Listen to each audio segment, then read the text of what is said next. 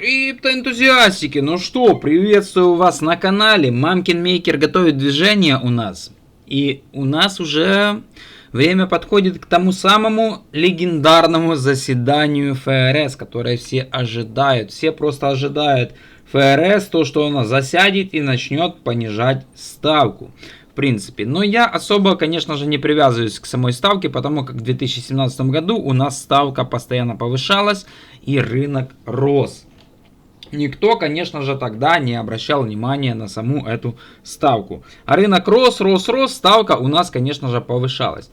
Итак, ну что у нас? Приток капитала в биток, в эфириум и все. Утром я просыпаюсь и смотрю такую интересную картину. Просто-напросто все, что у нас росло по альткоинам в портфеле, в моменте сдулось, потому как доминация биткоина, смотрим, с вчерашнего буквально вечера, ну с 23 часов, можно так сказать, просто в моменте улетела на практически 65%. И опять же доминация ставит свои новые локальные хаи. Потому как если мы посмотрим, что мы можем увидеть, мы поставили новый хай 64.99. Потихоньку приближаемся к вот этим вот историческим хаям 65.39. Вот что. Будет ли у нас в дальнейшем расти доминация? Никто, конечно же, этого не знает, но мы будем надеяться на то, что у нас будет рынок расти. И нам нужен рост по биткоину. Мы увидели биток в диапазоне 100 тысяч долларов, но мы не увидели с вами тот самый знаменитый альтсезон.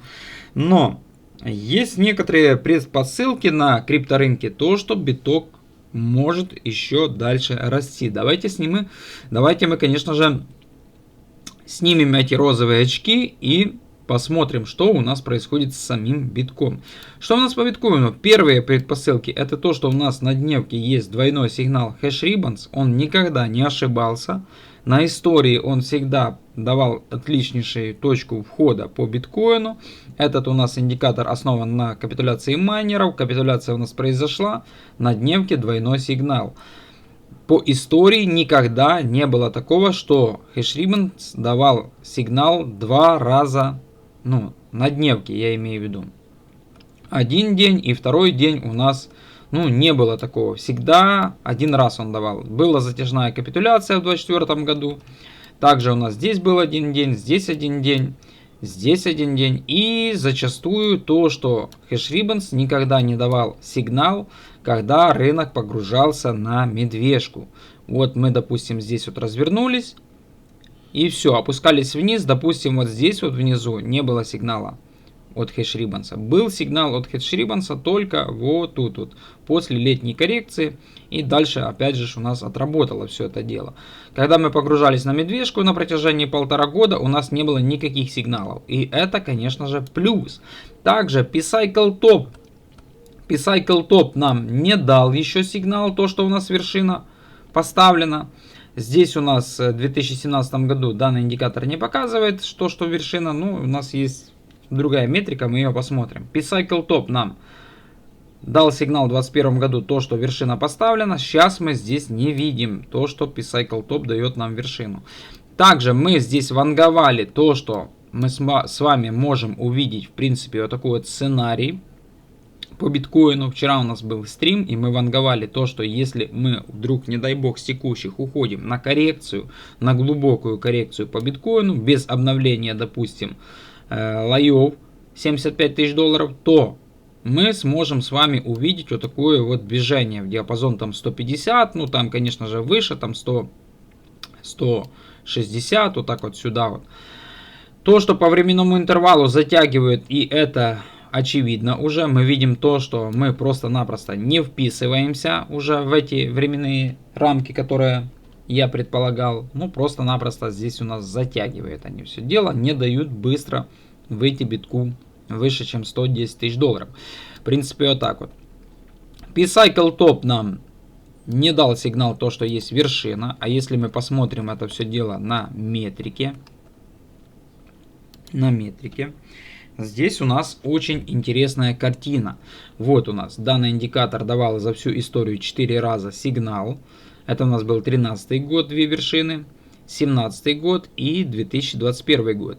текущей ситуации нету сигнала. Невооруженным глазом видно то, что цикл очень сильно растянулся после этой вершины. Даже если у нас и была вершина вот тут в ноябре, то мы видим уже то, что здесь сильно растянули этот цикл, сильно растянули.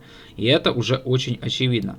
Также, если мы посмотрим, то сигнал у нас должен быть на P-Cycle топ, когда у нас желтая и зеленая скользяшки вместе пересекнутся. И только тогда у нас будет сигнал, то, что вершина поставлена. Зеленая скользяшка у нас находится в диапазоне 160 тысяч долларов.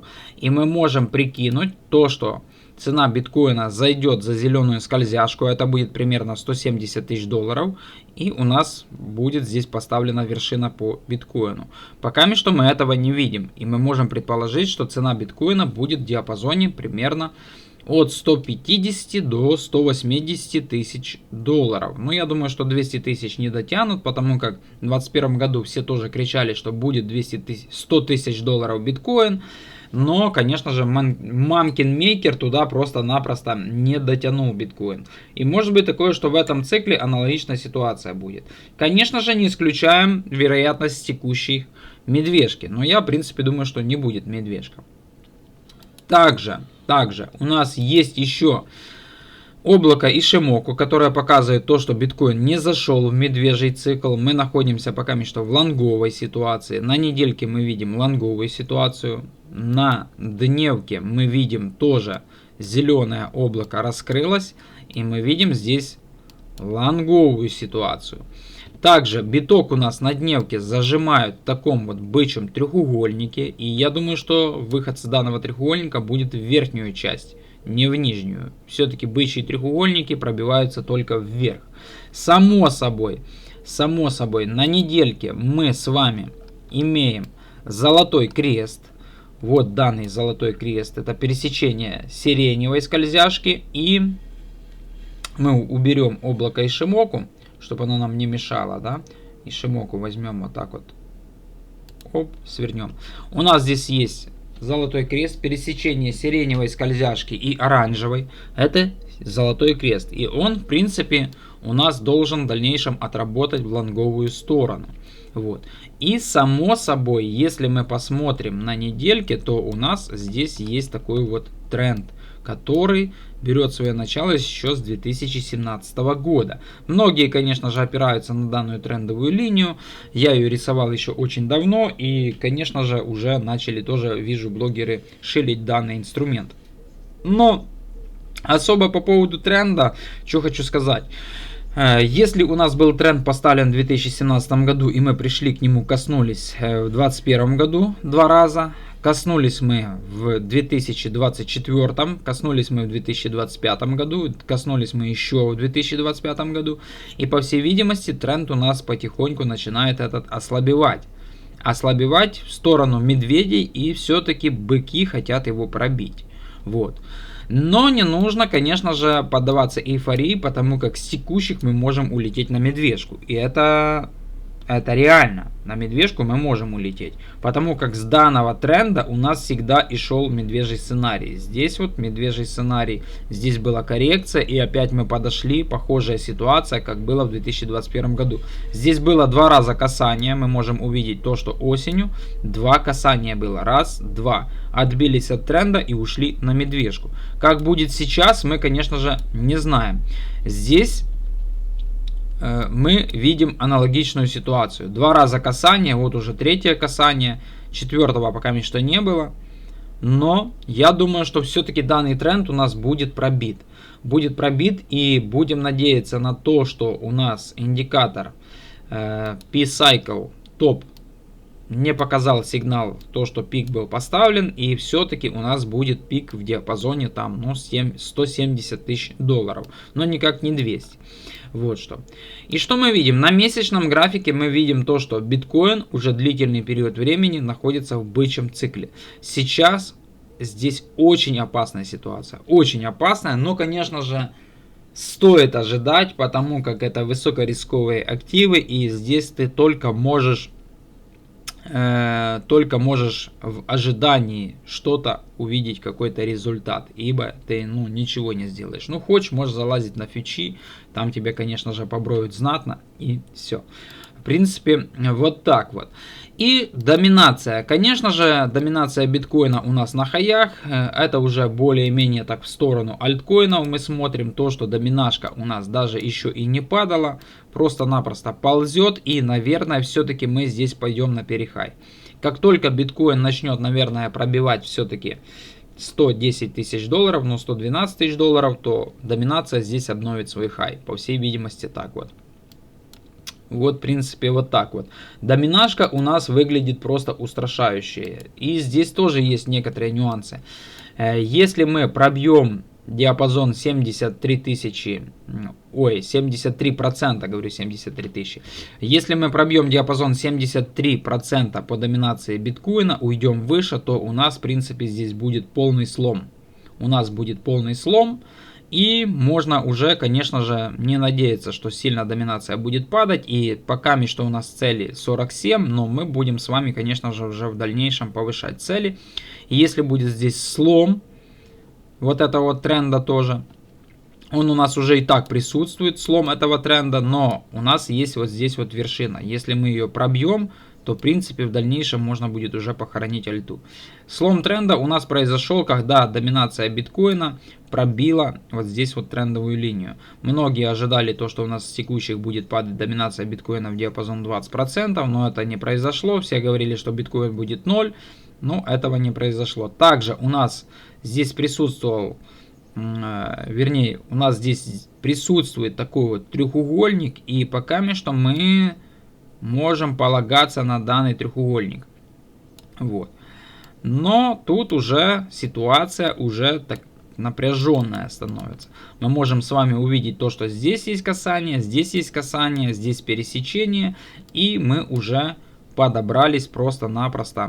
Вот уже здесь это все дело зажимает так, что скоро будет здесь, по всей видимости, пробитие. И также вот у нас есть еще одна трендовая линия. И здесь все это дело доминашку просто зажали. Это на месячном графике зажали уже конкретно. На 15 минутке я, в принципе, сегодня смотрю. Портфель, конечно же, все, что мы росли, все сдулось, потому как у нас просто-напросто, вот так вот мы, падали с 14 числа. Что-то там мурыжило, но в итоге мы пошли вот на перехай, на 15 минутке. Вот так вот. И что, конечно же, касательно самих альткоинов. У нас, конечно же, монетка WhiteBit. Очень сильно она поперла. Тут уже пишут, что WhiteBit это скам, туда-сюда. Смотрите сами. Я за WhiteBit топил. Я забрал вложенные средства, остались бесплатные. Частично еще зафиксировал прибыль в январе. Сейчас пока что сижу, наблюдаю, что у нас дальше произойдет, непонятно. Это у нас биржевой токен. Риски, конечно же, есть. Токен уже поставил более чем 20 иксов, желательно фиксироваться. Вот что. Частично, я думаю, что можно изымать какую-то прибыль. Все остальное, конечно же, у нас в толчке. Просто... Onyxion тут 10%, это просто ни о чем. Просто ни о чем. Все остальные альткоины тут даже рассматривать, что их тут рассматривать? Был у нас exit pump на Ledis, опять сдули и все, просто ни о чем. Вот за пару дней был у нас памп на 50%, сдули уже так, что мы просто-напросто даже провалились на минус 3%. Все. Я думаю, что мини-альт-сезончик у нас уже произошел. Кама у нас тоже выросла на 10%. Мини-альт-сезон локальный у нас уже произошел. Опять переложили средства из альты в биток и готовят, конечно же, биткоин к самому интересному движению. Это, конечно же, штурм этой вершины. Вот мы видим то, что 14 мая у нас был опять мини альт-сезон. Все. Это у нас индикатор показывает постоянное движение альты. Вот нужно было по данному индикатору всегда сливать альткоины и перезаходить. Вот каждые 1,5 месяца у нас мини альт-сезоны и все. Они в принципе ни о чем. Особенно с точек входа большинства людей они просто ни о чем. Я знаю, что есть люди, некоторые держат, например, DOT еще по $20. Они даже не усредняли. Вот. Атом тоже по 15 долларов. Ну, в принципе, вот так вот. Ну что, будем надеяться, что в один прекрасный момент у нас тренд альткоинов начнется, и мы с вами увидим то самое интересное движение. Вот эфириум у нас опять после локальной небольшой коррекции начинает тоже небольшое движение. Вот у нас был сброс, в принципе, росли с 15 июня мы росли, скинули все это дело буквально за час, и опять потихоньку, ну, что-то так... Ну, так, вяленько все. По поводу альты очень вяленько. Биточек наш выглядит неплохо. Есть предпосылки на рост. Надеемся, что он у нас произойдет. Максимально нужно, чтобы вы поддержали канал, потому как я вас тоже максимально поддерживаю. И, конечно же, ожидаем. У нас вот с дня на день заседание ФРС. А оно произойдет завтра, но чат GPT нам говорит, что оно произойдет не 18, а 19, типа в четверг. Но мы посмотрим, понаблюдаем. На данной прекрасной ноте будем заканчивать. Все ссылки есть в описании под видео. Телеграм-канал, телеграм-чат. Я там напрямую тоже дискуссирую по поводу криптовалюты. Иногда даю сетапы. Все есть в описании под видео. Подписывайтесь. Максимальная позитивного настроения вам. Всем пока, до связи и мирного неба.